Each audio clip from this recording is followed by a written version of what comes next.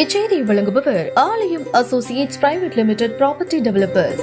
ஆலயம் associates private limited, number 52, third floor, 3B, Ram Darbar, Sterling road, Nungambakkam, Chennai 6,34,000.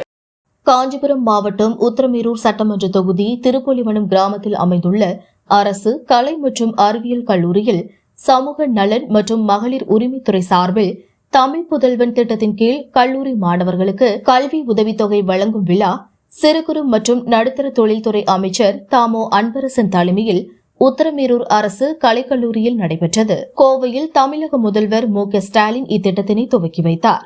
இக்காட்சிகளை video conference digital திரை மூலம் மாணவர்களுக்கு ஒளிபரப்பப்பட்டது.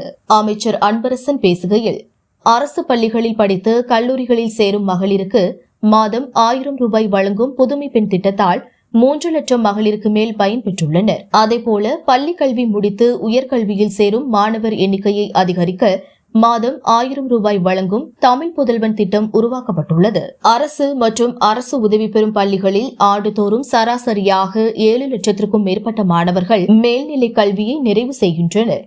இவர்களில் கல்லூரிகளில் சேர்ந்து படிக்கும் மாணவர்களின் எண்ணிக்கை இந்திய அளவில் தமிழகத்தில் மிக அதிகமாக உள்ளது. உயர்கல்வி சேர்க்கையில் இந்தியாவில் முதலிடம் என்ற மிகப்பெரிய சாதனையை தமிழகம் படைத்துள்ளது.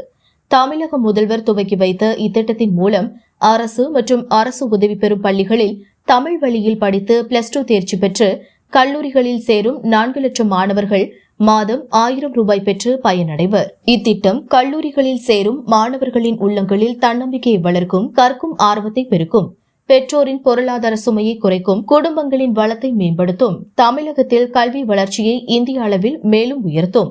இதுபோல தொலைநோக்கு திட்டங்களை தமிழக முதல்வர் செயல்படுத்தி வருவதாக அமைச்சர் அன்பரசன் கூறினார். இந்நிகழ்வில் சட்டமன்ற உறுப்பினர்கள் க. சுந்தர், எழிலரசன், காஞ்சிபுரம் மாவட்ட கலெக்டர் கலைச்செல்வி, மாவட்ட வருவாய் அலுவலர் வெங்கடேஷ், வட்டார வளர்ச்சி அலுவலர் பானுமதி, வட்டாட்சியர் தேன்மொழி, திமுக ஒன்றிய செயலாளர் கே. ஞானசேகரன், பேரூராட்சி மன்ற தலைவர் சசிகுமார், இலக்கிய அணி மாவட்ட அமைப்பாளர் காளிதாஸ், ஊராட்சி மன்ற தலைவர் பிரதாப், அரசு கலைக்கல்லூரி முதல்வர் சுகுமாரன் உள்ளிட்ட அரசு துறை சார்ந்த அலுவலர்கள், உள்ளாட்சி பிரதிநிதிகள் திரளானோர் பங்கேற்றனர். உத்திரமேரூரில் இருந்து ரிப்போர்ட்டர் ஸ்ரீனி.